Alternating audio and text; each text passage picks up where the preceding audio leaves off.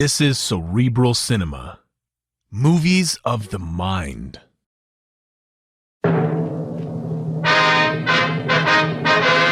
Sound off for Chesterfield.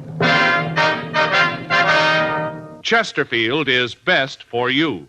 First cigarette with premium quality in both regular and king size. Chesterfield brings you Dragnet.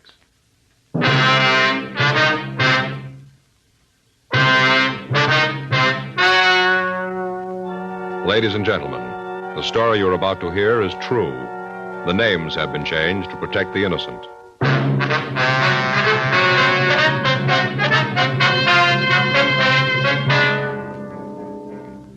You're a detective sergeant. You're assigned to Bunko detail. For the past year, a confidence man has been cheating women in your city. You finally get a lead on him. Your job? Get him. Tonight, I have a new report for you. A most important one, too. Because when you're asked to try a cigarette, you want to know, and you ought to know, what that cigarette has meant to people who smoke it all the time. After a full year of observation, a medical specialist who has given a group of Chesterfield smokers thorough examinations every 2 months for the full year reports no adverse effects to their nose, throat, or sinuses from smoking Chesterfields. More and more men and women all over the country are finding out every day that Chesterfield is best for them. Enjoy your smoking. Try Chesterfields today. They're best for you. Much milder, with an extraordinarily good taste.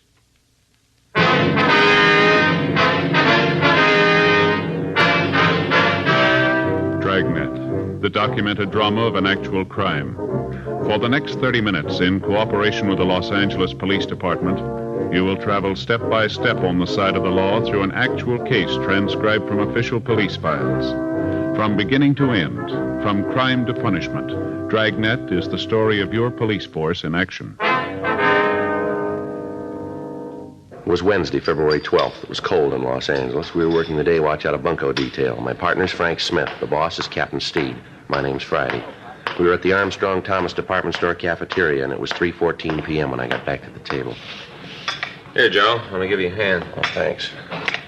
Here you are, Miss Terrence. Thank you.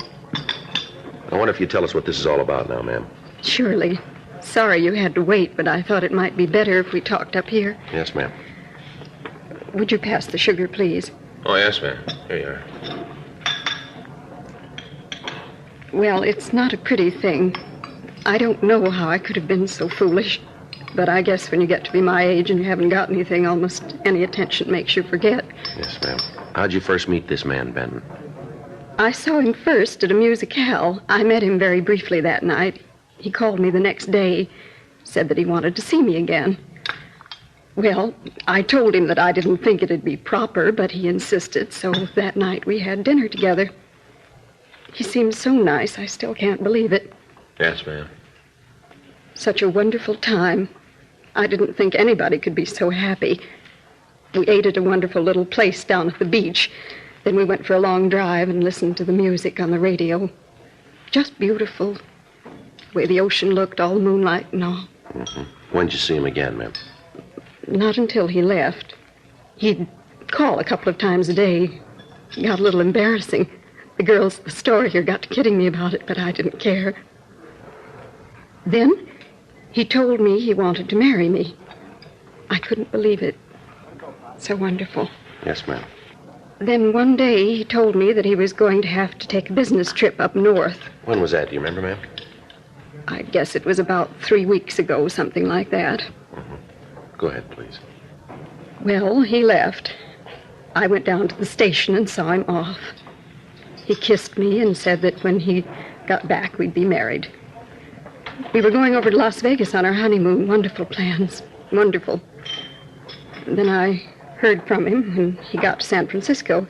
He called me from the hotel and said that he'd lost his wallet on the train. He told me he'd lost everything. All his money, identification, everything. Mm-hmm. That's when he asked me for the $100. I didn't think that anything was wrong, so I sent it to him. Where'd you send it, ma'am? To his hotel. Did you hear from him at all after that, ma'am? Not a word. At first, I thought that maybe he was just busy. I did think it was kind of funny that he wouldn't say something about getting the money I sent, but not a word. Then I got worried. Yes, ma'am, I can understand. Finally, I called the hotel, and they told me that he'd checked out. I figured that maybe he was back in town and wanted to surprise me. So I called his apartment. The landlady told me that he had left a couple of weeks before, that he didn't leave any forwarding address. Yes, ma'am. I didn't know what to think. I didn't want to believe that he'd just used me, but there didn't seem to be anything else to think. Yes, ma'am. Then, of course, it was only $100. Seems that if he'd wanted to rob me, he could have asked for more. I still don't believe it, even when I know it's true. Yes, ma'am. Now, I wonder if you could give us a description of the man. Yes, I can do that. Let's see. He was tall, About how tall, ma'am? over 6 feet, maybe 6 feet 2. He had blonde hair, kind of wavy. About how much would you say he weighed, Miss Terrence? I'd just be guessing, but I'd say about 190 or so. I see. I wonder if you'd be kind enough to come down to the city hall and look at some pictures for us. You think you might have one of him? It's possible, ma'am. Maybe it'd make you feel a little better to know that you're not the only woman that this Benton has taken. There have been quite a few. I guess I knew that. Even if I didn't want to believe it, I guess I knew it was just a confidence game. Such a cruel thing, though, to use a person's loneliness to rob them. Yes, ma'am, it is. When you get along in years and you haven't got anything to hold on to, little attention and affection makes you forget everything else. Nothing else seems to matter. Yes, ma'am. I guess that's the way they figure it.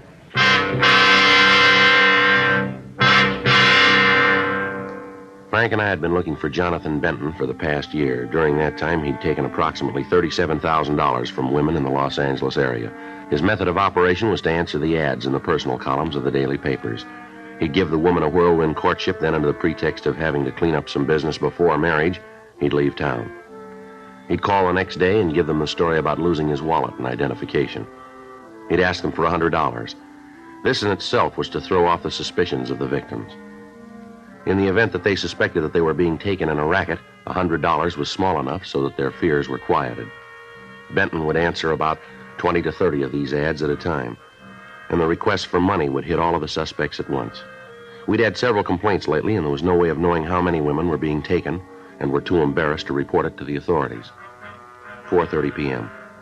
We drove Miss Terrence back to the city hall and had her check the mug books. She was unable to give us an identification, however. Another month passed. During that time, we received 14 more complaints. In all instances, the description of the suspect matched that of Jonathan Benton. All available sources of information were checked. Bulletins had been gotten out carrying his description and the name he used. No results. On Wednesday, March 25th, we got a call that a man answering Benton's description had placed an ad in the personal columns of one of the daily papers. He'd used the name of Thomas Conant. The clerk at the ad counter gave us his address, and at 5:32 p.m., Frank and I went out to talk to him. Yeah? You Thomas Conant? Yeah, that's right. What can I do for you? Police officers would like to talk to you. Sure, come on in. Always glad to talk to the law. This is my partner, Frank Smith. How do you do, Mr. Smith? How you do, sir? If you boys will come on in, I'll shut the door. Thank you. Now, what's this all about? Well, sir, did you put this ad in the paper? Well, let me see. Texas cowman desires to meet petite young lady, object companionship. Spelled everything right to Dad. Yes, sir, that's mine. I wrote it all myself. How long you been in Los Angeles? Well, now, let's see. Got in on the bus last Tuesday. That'd make a week and a day. Uh-huh. What brings you out here? Well, guess you could say it's kind of a business trip. Got a little tired of the same faces back home, so I thought I'd just see what the rest of the country looked like. What little is of it. I'm from Texas, you know. Amarillo. What's all this about, anyway? Some law I broke? No, it's about that ad. Oh, you found out, huh? Beg pardon? Oh, you found out about me saying I was a cattleman. That's it, ain't it? What do you mean? Well, now, I didn't mean no harm. I do have a couple milk cows on the place, a Holstein and a Guernsey. They're real nice, too. It's just that I was so darn lonesome, and I kind of thought this might be a way to meet some nice gal. I didn't mean no harm. You can see that, can't you? Yes, sir, I guess so. Wonder if you'd mind taking a ride with us, sir? Well, I should say not. Always happy to go along with the law. Where you figure to go to? We'd like you to meet somebody. Well, now that's right nice of you. Got some gal you'd like me to meet, huh? Well, it's not exactly that, sir. Well, it don't matter none. I got nothing to do anyhow. Just sitting here wondering if I get any replies to the ad. All right, sir. If you wouldn't mind, let's go. Not at all. I'll get my hat.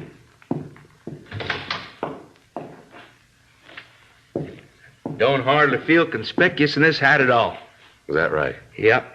Kind of thought people might make something of it, but they hardly even notice it. Had 2 little kids come up today, ask for my autograph. Guess they figured I was a movie star. Made me feel real good, too. Then I wrote my name for them. They didn't know who I was. But that didn't make no mind to them. They just thanked me and went on about the business. Right nice little folks he was. Yeah. Well, let's go. Sure. Real nice people here in L.A. Real nice. Haven't met a bad one yet. Well, you haven't been here long. We got 'em.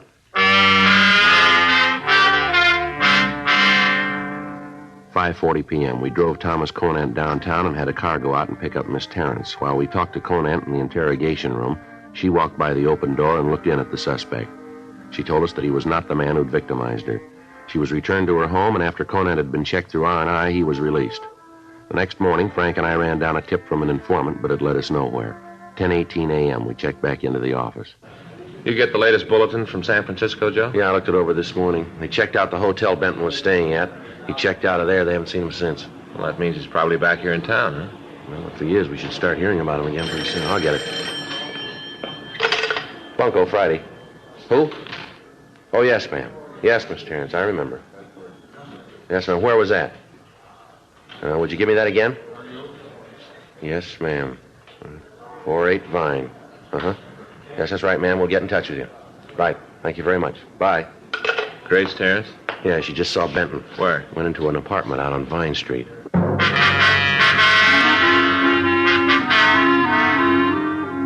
10:41 a.m. Frank and I got to the apartment house on Vine Street. We talked to the landlord, and he told us that a man answering the suspect's description was registered in apartment 4B. He was registered under the name Jonathan Benson. He told us that this Benson had just moved in and paid his first month's rent in advance. He'd said that he was just going to be in town for a short time, and that in the event that he moved out before his month was up, he expected no refund. Frank and I went up to the 4th floor and knocked on the door. Yeah? You Jonathan Benson? Who are you? Police officers want to talk to you. What about? Might be better if we talked inside. Maybe I don't want you in my All right, house. now, mister, you get your hat. We want to talk to you downtown. What for? Come on, get your hat. Just a minute. I think maybe there's been some kind of mistake here. Just tell me exactly what it is you're looking for. I'm sure we can work Come it on, out. mister, quit stalling. Get your hat, will you?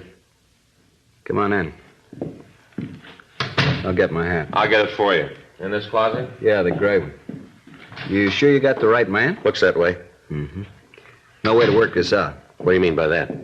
Well, I don't even know why you want me to go with you. Seems you could fill me in on that. Got some people we'd like to have you meet. Who? You'll see when we get there. Here's your hat. Come on, let's go. You guys sure think you're the Gestapo, coming in here dragging a private citizen out of his house. If you haven't done anything wrong, you got nothing to worry about then, have you? That's not the point. I don't like it. Coming in here and take me downtown so a lot of stupid old broads can look at me. Who said we wanted women to look at you? You did. No, we said we wanted you to meet some people. Must have misunderstood, huh? Yeah, I guess you did. No way we can work this out, huh? There's no way. Now, come on. Oh, just a minute. I want to be sure I got my key. I don't want to be locked out. Don't worry about it. What do you mean? You might not be coming back. Frank and I took Jonathan Benson downtown. We ran him through R&I, but we got no identification. His fingerprints were rolled and checked, but they didn't make him. Miss Terrence was called and asked to come down to the city hall to try to identify the suspect. 2:30 p.m. We took him to the interrogation room. You ever use the name Benton? No. You sure? Yeah. You ever use any other alias? Why should I? You tell us. Now, look, why don't you come off it? Tell me what this is all about. You told us you just got into town, is that right? Yeah, I've been here about a week. Where'd you come from? Up north. Where up north? San Francisco. You live up there, do you? Most of the time, yeah. Most of the time. What's that mean? Just that. Most of the time I live in San Francisco. That hard for you guys to understand? What line of work you in? I'm a salesman. Yeah, what do you sell? Whatever people want to buy. What are you selling now? Nothing right now. That's why I'm here. I'm looking for a deal. You know a woman named Terrence, Grace Terrence? I don't think so. Might. Why? We'd like to know. Hey, maybe I'm wrong about all of this, but it seems to me that when they taught me civics in school, they said that I had to be booked, that you had to let me go. They changed that law? No, that law's still good. Then let's stop horsing around. I got a lot of things I want to do. Fill me in on this and then let me out of here. All right. There's been a confidence man working in the L.A. area, been taking money from women. Gives them a big pitch about wanting to marry him, and then he hits them up for $100 and leaves them. Sounds like a good racket. He's taking a lot of money from people who haven't got it to spare. Offhand, I'd say a tough luck. Offhand, we'd say you're wrong. Way you look at it. Where do I fit into this little fantasy? You look good for the guy who's been pulling the deal. Me? That's right. You guys are flipping. Description matches. So I look like another guy. Everything else about you checks out.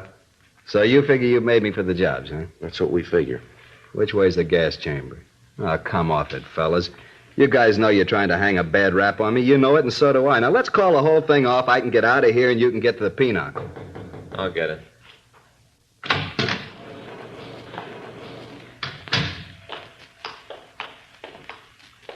Hello, Jonathan. What? Why'd you do it, Jonathan? Why? If you wanted the money, you could have asked for it. I'd have given it to you. You didn't have to lie about what you thought. Place is full of them loonies. Is this the man, Miss Terrence? Yes, Sergeant, that's him. All right, how about it, Benson? I don't know what she's talking about. What's this bit with that's him? Loonies jumping with All it. right, now, Benson, I've had enough of that. Now, come off it. You've just been identified. We got a lot more of them that we can have here. I think they'll identify you, too. Why, John? Why? Oh, get her out of here. One thing I can't stand is a woman bawling. Something comes along, I can't figure out right away they got to bawl. Anything comes along, they got to cry. I'm sick of it. All right, ma'am, maybe it'd be better if you waited in our office. Yes, Sergeant. Still don't know why he did it. Why he took this way to get the money. I took this way because it was the easy way. You broads are all alike, every last one of you. Let me get a few things straight first. You say I took $100 from you, is that right? Yeah. All right. Now, I want you to think about this and think real careful. Didn't I say that I wanted to borrow the money? Isn't that what I said, borrow? Yes, that's what you said. Did I say that I'd pay the money back in any certain time? I don't know. Well, you think real good. You'll remember that I didn't. I just said that I'd pay you back, that's all. I didn't say when. I guess I don't care. There you are. Is it any crime to borrow money from a friend? I borrowed the money from her. I'll pay it back. You said you wanted to marry me. You said you loved me. Oh, come off it, Sarah. You got no beef. You got the soft light and the romantic music. You got it all. Look at you. Take a good look. Who'd want to marry you? Here, just a minute. Here. Here's $100 I borrowed. I want to pay you back. I got $100 worth of laughs from you. That much easy. Here's your dough. Now go home and have a good cry. I wouldn't marry you if you were the last woman on All right, earth. that's enough of that, Benson. You're not just kidding. This old harpy with romantic ideas. What a laugh. She thinks anybody want to marry her, and she's a loony, too. I didn't think anybody could be this mean. I didn't think anyone could be this cruel. I don't believe it. You got no choice. You knew it all along. Thanks for the laughs. Come on, Miss Terrence, please.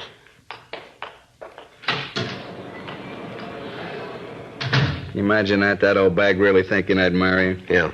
Real laugh. Well, anyway, she got her dough back. I said I'd pay her back. I did. You check with the rest of them. They'll tell you the same thing. I borrowed the money, that's all. I can't help it if they thought something else. I can't help it, can I? Come on, let's get this over with. I want to get out of here. Yeah. You look upset, cop.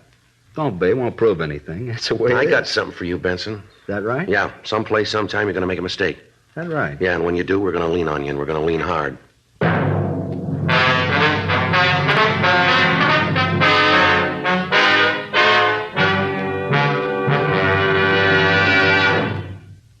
You are listening to Dragnet, the authentic story of your police force in action. Chesterfield Regular, Chesterfield King Size.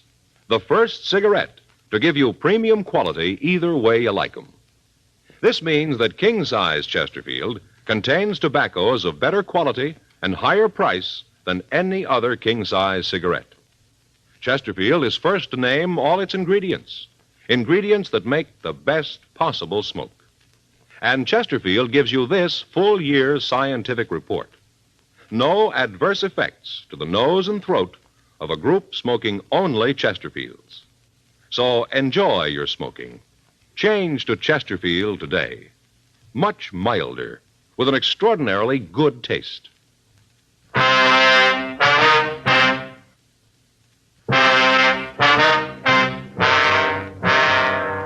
We had 12 of the victims of the confidence man look at Benson. All of them gave a positive identification, but verified his story that he'd borrowed the money from them. 4:25 p.m., Frank and I got in touch with the district attorney's office and talked with them. What Benson had said was true. In borrowing the money or in saying he was borrowing it, he'd committed no violation of the law. We had to release him from custody. A month passed. During that time, we'd heard nothing more from the suspect. He'd stopped working the Dodge in the Los Angeles area. We contacted the San Francisco authorities and informed them of what had happened. They said that they'd be on the lookout for Benson. During the next 2 weeks, Frank and I worked on a ring of Bunko artists that were working the obituary columns.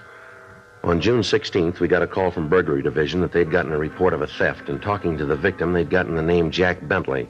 They checked the files on him and found that it could be Jonathan Benson. The victim, a Miss Betty Lindsay, came to our office to talk to us. I don't know why they thought that I should see you. It's just a plain theft. The officers in burglary said that they thought we might be interested in the thief, Miss Lindsay. I wonder if you'd tell us about him. Lousy crumb. This guy's a real schnook. Schnook of the first water. Yes, ma'am. What's his name, please? Called himself Bentley, Jack Bentley. What a bum. What do you look like, Miss Lindsay? Tall and blonde. Kind of nice-looking guy if you went for the type. I did. Now I got troubles. Oh, what a no-good bum. Wonder if you'd take a look at some of the pictures we've got here and see if he's in these. Sure. I'd like to see you get him. Where are the pictures? Frank, would you get him, please? Yeah. Where'd you meet this Bentley? Do you remember? Well, I'm sort of the hostess at a place downtown over on 5th. Anyway, about 2-3 weeks ago, this schnook comes in, orders a couple of drinks, and leaves. Next night, he's back again. Oh, he was a cagey one. Didn't work too fast. Took about a week to make the pitch, then he asked me out to dinner. Well, he always seemed kind of nice, so I told him I'd go. Mm-hmm. Here are the pictures, ma'am. If you just take a look through them and see if there's one of Bentley in there. Sure. Let me see. No. It's not. Hey, this one's kind of cute. What's he want it for? Oh, he works the casualty racket. What's that? Gets the names of people that have died, tells their families that they ordered some stuff. What kind of stuff? Oh, pen and pencil sets, watches, cheap things. Charges a lot of money for them. Most of the people figure that it's one of the last things their loved ones wanted, so they pay the prices. The stuff's worthless. Lousy racket. Such a nice-looking guy, too. So honest. Well, that's why it works. Yeah, I suppose so. Well, let me see. No, this one's not him. Hey, wait a minute. Yeah. That's him. Ooh, what a nudnik. Ma'am? A nudnik, a real bum. But that's him, I'm sure of it. Benson. Yeah. You mean you know this guy? Yes, ma'am. Wonder if you tell us exactly what happened. Well, sure, like I was telling you. This guy, Benson? Yes, ma'am, that's right. Jonathan Benson. Yeah, well, anyway, he asked me out to dinner. I told him I'd go. It looked like he was pretty well fixed. I figured it wouldn't do no harm. Well, see, I don't get off till 12:30, and there ain't many places, nice places, open after that. But I said yeah, so he told me he'd pick me up. He got to the club about 10 o'clock. Said that he'd gotten through with whatever it was he was doing, that he came by to see if he could use my apartment to freshen up a bit. Freshen up a bit. Boy, what a way to heist the place. Oh, what a bum. Go ahead, ma'am. Well, I gave him the key to the place. He said that he'd stop at a drugstore and pick up a razor and shave and wash his face, and then he'd be back to pick me up. It's the last I ever saw of him. Uh-huh. Walked off with a fur coat I had. Saved for 3 years for that coat. Cost me $900. And he took a ring worth about $150. Diamonds. Belonged to my mother. Sure hope you get him. Nail him good. Yes, ma'am. Ooh, what a nudnik.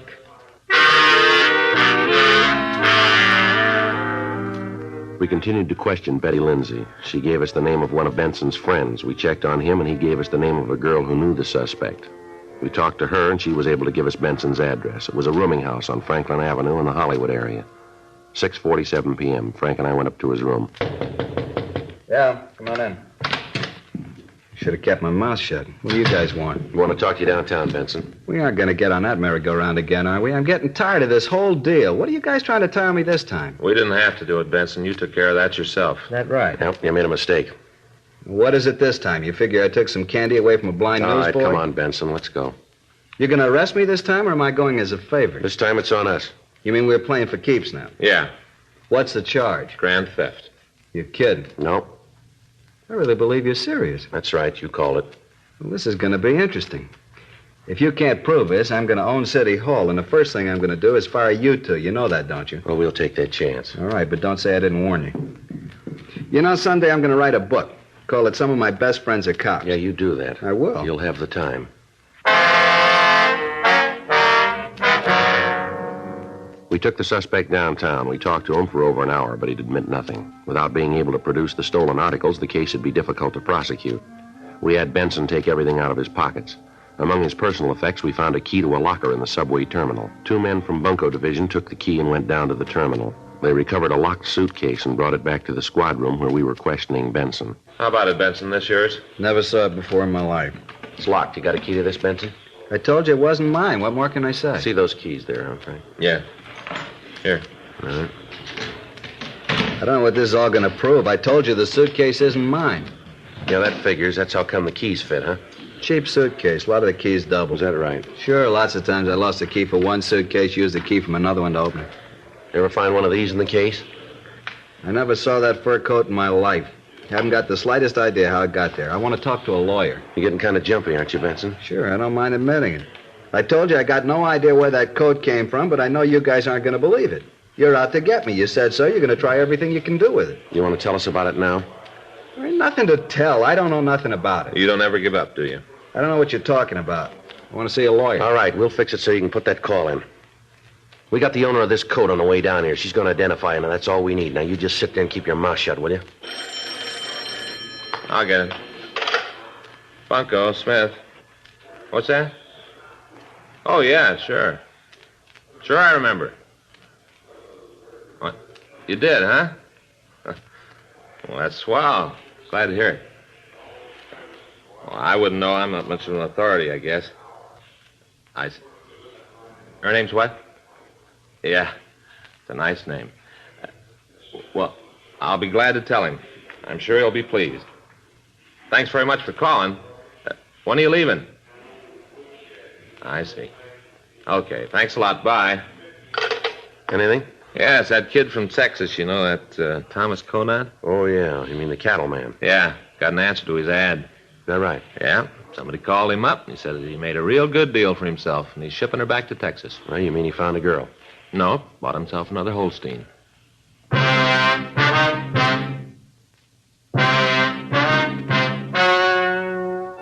The story you've just heard was true. The names were changed to protect the innocent. On October 17th, trial was held in Department 87, Superior Court of the State of California, in and for the County of Los Angeles. In a moment, the results of that trial. Now, here is our star, Jack Webb. Thank you, George Fenneman. Quality throughout is what we try to put in every Dragnet show, and it's what Chesterfield gives you in every cigarette. It's the first premium quality cigarette in both regular and king size. And smoking 2 packs a day myself, I can tell you that they're milder with a real good taste. Chesterfield.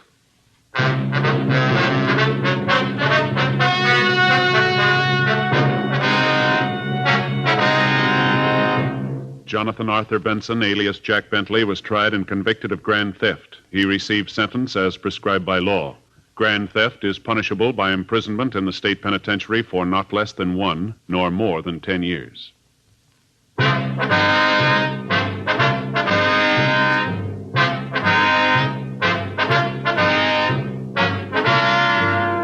You have just heard Dragnet, a series of authentic cases from official files.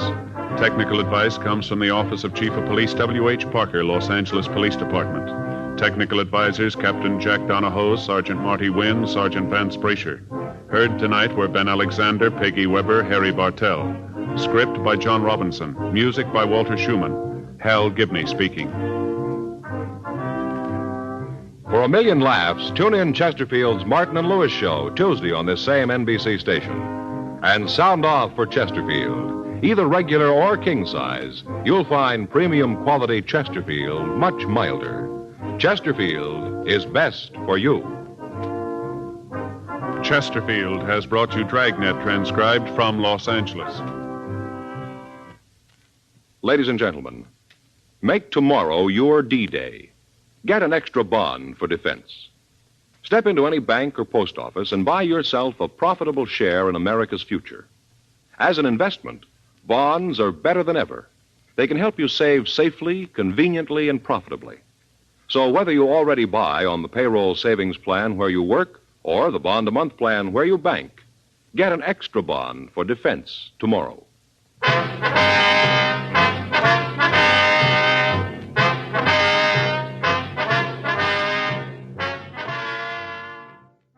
Cerebral Cinema hopes you have enjoyed this movie of the mind.